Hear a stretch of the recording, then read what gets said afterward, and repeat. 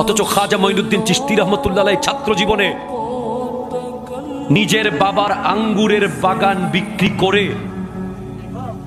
মাকে বলছেন, মা আমি উচ্চ শিক্ষা শিখতে চাই, আরো বেশি আলম শিখতে চাই।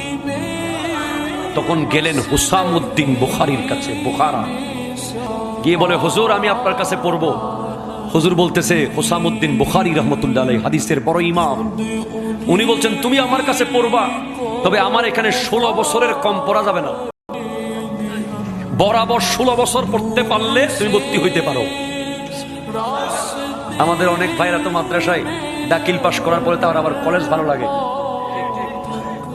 মোটামুটি, আবার আলিম পাশ করার পরে বিশ্ববিদ্যালয় ভালো লাগে, মাদ্রাসার ভালো লাগে না। তখন না ঘাটকা না ঘাটকা, এদিকেও হয় না ওদিকেও হয় না, ভালো আলেমও হয় না ভালো বাঙ্গালও হয় না। ঠিক কিনা কথা বলেন?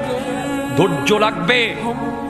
খাজা গরিব নওয়াজ রহমতুল্লাহ আলাইহি যখন উনি বলছেন হুসামউদ্দিন বুখারী 16 বছর পড়তে পারলে ভর্তি হও, বলে হুজুর 16 বছর থাকবো, কোনো অসুবিধা নেই। 16 বছরের জন্য ভর্তি হলেন। উনি তো অলৌকিক মেধার অধিকারী ছিলেন খাজা মঈনুদ্দিন চিশতি রহমতুল্লাহ আলাইহি, বাবা এবং মা দুই দিক থেকে হাসানি আর হুসাইনি।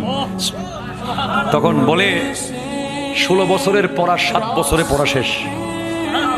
হুজুর আমার সবক নেন। দেখে 16 বছরে যেই কোর্স শেষ হইতো উনি 7 বছরে শেষ করে ফেলাইছে। কয় হুজুর আমাকে নতুন কিছু বল। কয় আমার কাছে আর কোনো কিছু নাই, যা ছিল সব তুমি শিখে ফেলছো।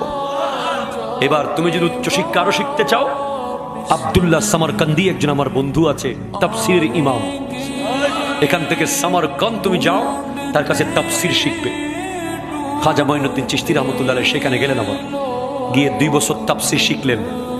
তারপরে হাদিস আর তাফসীরের পরিপূর্ণ জ্ঞান অর্জন করার পর উনি মক্কা শরীফ গেলেন শুকরিয়া আদায় করতে।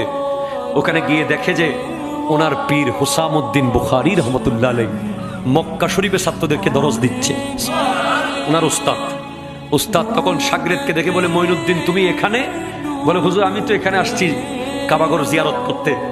বলে আজকে একটা কাজ করো, তুমি ক্লাস নাও, আমি নিব না। তখন খাজা মঈনুদ্দিন চিশতি রহমতুল্লাহ আলাইহি সেদিন মক্কা শরীফের বড় বড় আলেমদেরকে, তখন যারা ছাত্র ছিল তাদেরকে বুখারী শরীফ হাদিস শরীফ পড়ালেন। ছাত্ররা বলল, হুজুর মাঝে মধ্যে আপনার যদি অসুবিধা হয় এই উস্তাদকে পাঠাইয়েন, ইনি আমাদের খুব ভালো পড়াইছে। এগুলো কি দুনিয়াবাসী জানে, যুবকরা জানে?